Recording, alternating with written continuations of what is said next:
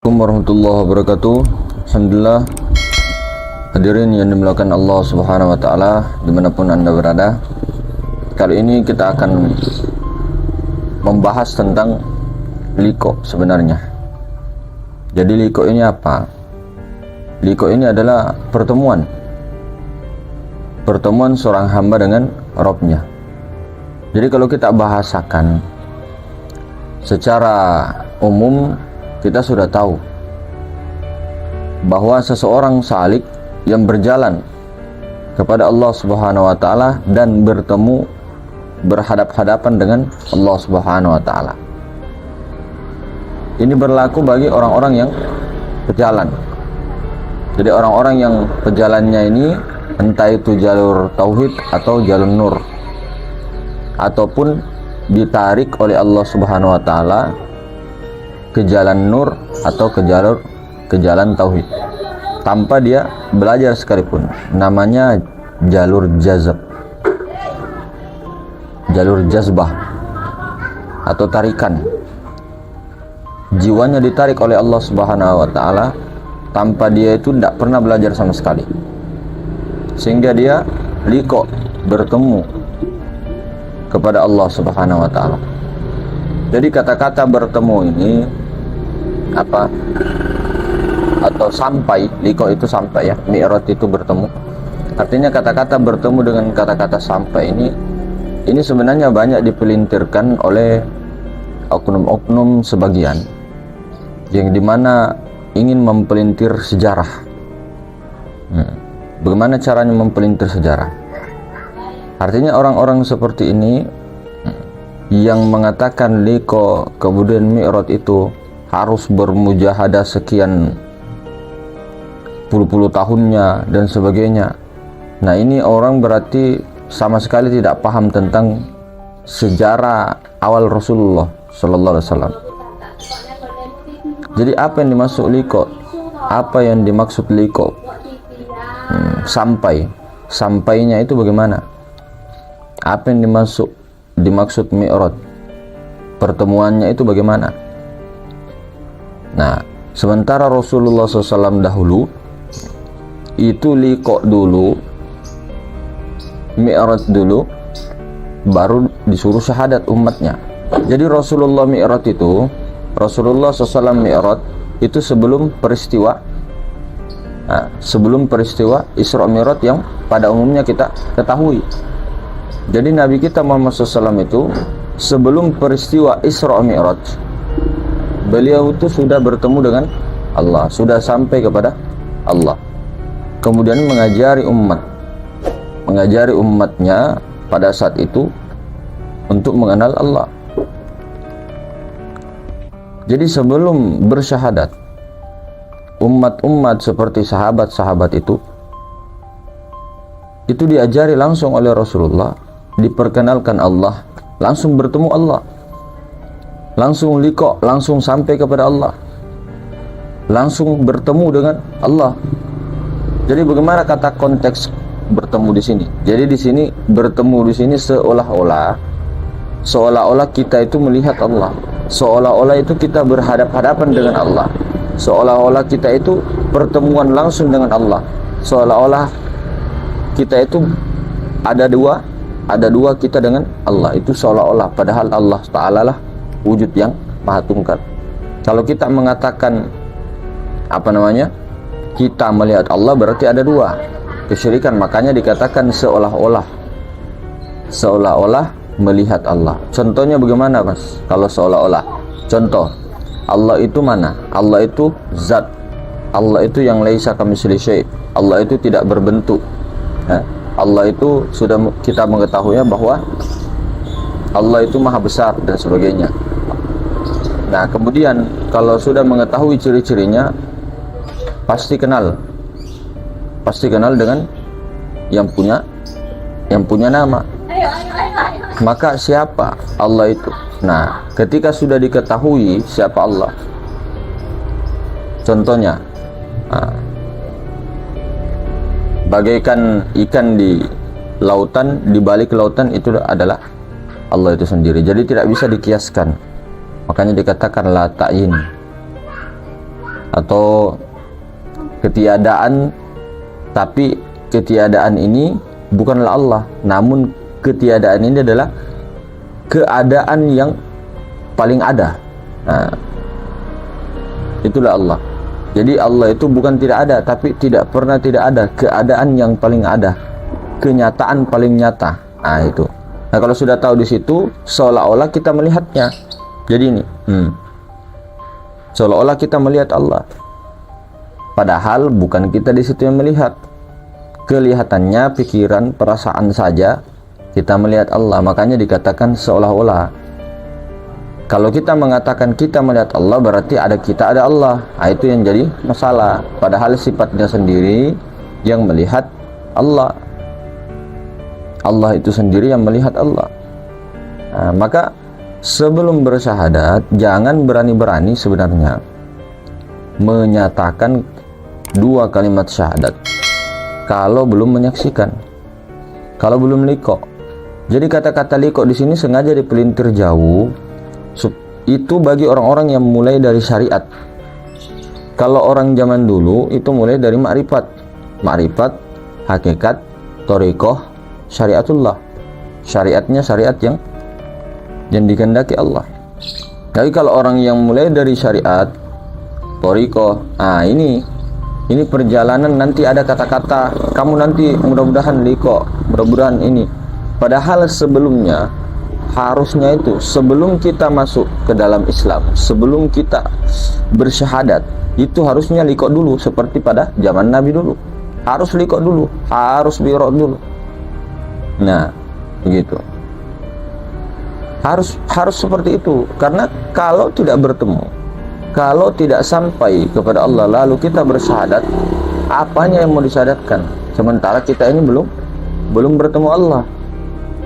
Apakah hanya dengan janji-janji palsu, ataukah hanya dengan penyaksian palsu? Tidak seperti itu. Makanya banyak daripada suku Quraisy pada masa itu, kafir Quraisy Mekah dan seluruh dekat-dekat Mekah itu tidak ada banyak orang di situ yang mau ikut. Tidak terlalu banyak orang yang ikut, cuma berapa orang. Karena dijelaskan tentang Allah yang maha suci, Allah yang tidak bertempat. Sementara kebiasaan para kafir Quraisy itu pada masanya itu menyembah berhala, menyembah yang nampak, menyembah kekuasaan, menyembah Latta dan Uzza. Nah, itu yang tidak mau mereka. Datanglah Nabi memahamkan bahwa Qul huwallahu ahad, Allah itu Esa Tunggal. Maka di sini sebelum itu harus liqa dulu, sebelum bersyahadat. Baru setelah bersyahadat enak sudah. Setelah bersyahadat sholatnya nanti sah, artinya sholatnya nanti mantap, sholatnya nanti nikmat, nanti puasanya nikmat, zakatnya nikmat, hajinya lebih-lebih. Jadi seperti itu. Jadi kata-kata liqa itu apa? Ini kalau sudah tahu zat yang bernama Allah, nah itu sudah liqa namanya, bertemu. Jangan diartikan bahwa liqa itu harus 20 tahun, 30 tahun, 40 tahun. Jangan menyusahkan umat. Nah itu. Jadi Rasulullah SAW itu beda sekali dengan pemikiran kita sekarang. Kenapa berbeda? Memang wajar, karena kita itu setelah zamannya Sayyidina Ali karramallahu wajhah, maka di situ disembunyikan keilmuan ini. Karena ketika dibongkar, maka ininya akan saya sensor karena nanti dihapus YouTube video saya. Akan di-tag oleh orang-orang yang mendengar Sayyidina Ali berkata seperti itu. Nah, kemudian pada saat zamannya Sayyidina Hasan, Sayyidina Husain berlanjut terus seperti itu terus sampai dinasti Umayyah, sampai ke dinasti Abbasiyah, begitu terus sampai zaman Khilafah Turki. Mulai situ ada lagi, mulai lagi terbit lagi ajaran tauhid itu.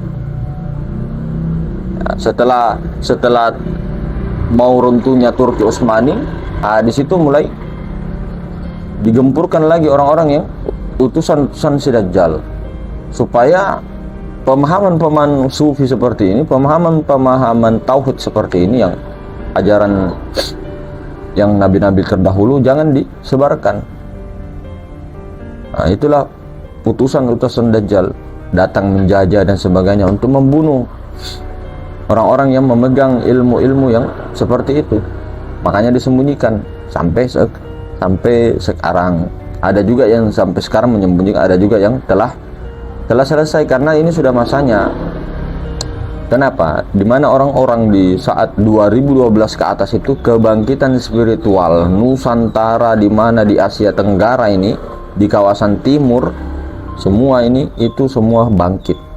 Tidak bisa tidak bisa kita itu menahan-nahan, sementara mereka haus, jiwa-jiwa yang haus itu banyak.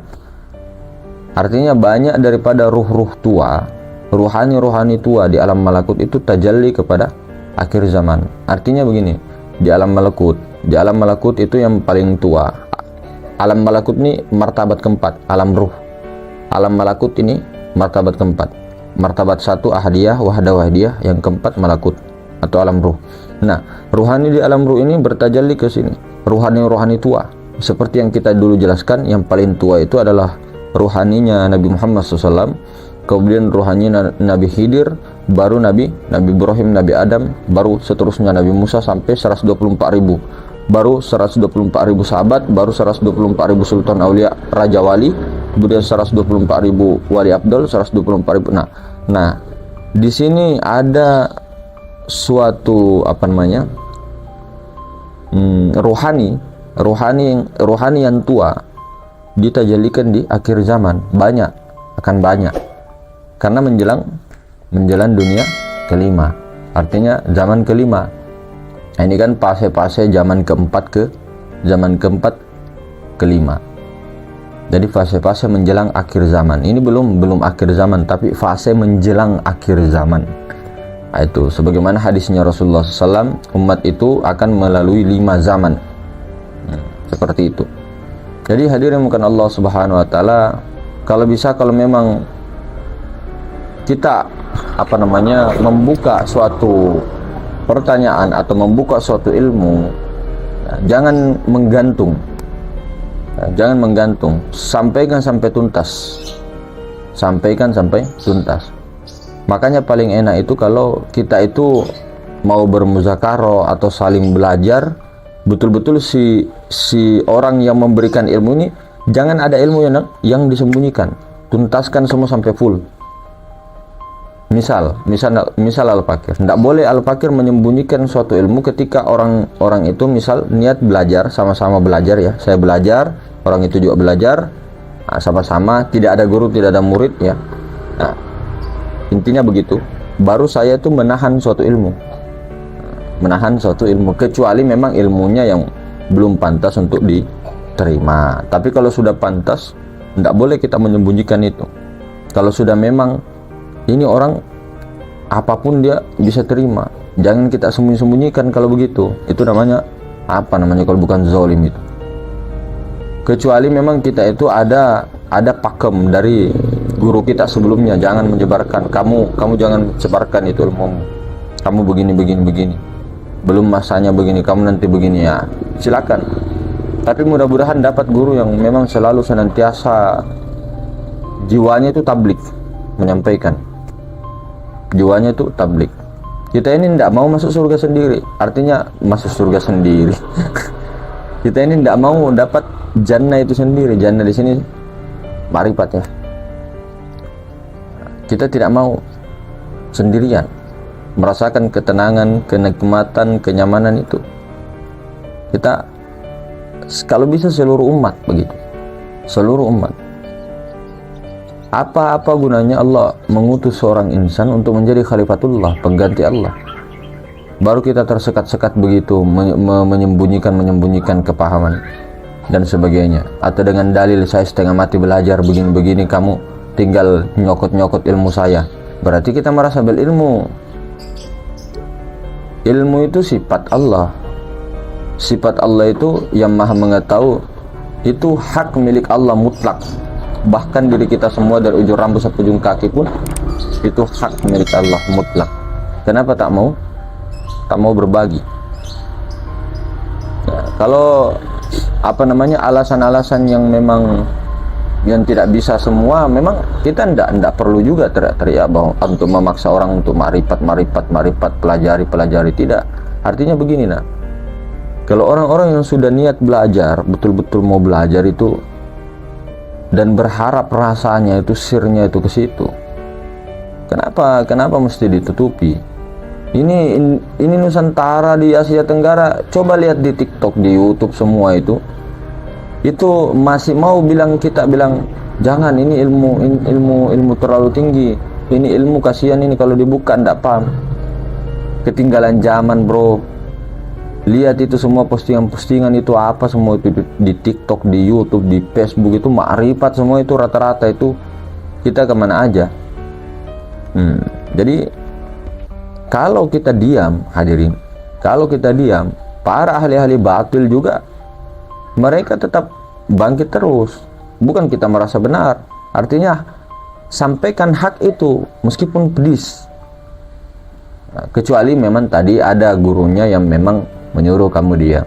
Tapi mudah-mudahan dapat guru yang menyuruh menyampaikannya juga kepada ini, karena zamannya sudah bukan seperti zaman dulu.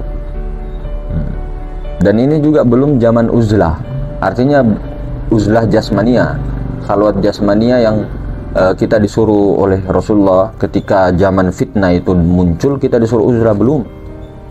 Masih bisa orang masih bisa kita orang bernapas, masih bisa orang kesana kemari. Jadi jangan sampai, teruskan. Jangan kita itu selalu memikirkan tentang diri sendiri, tidak boleh.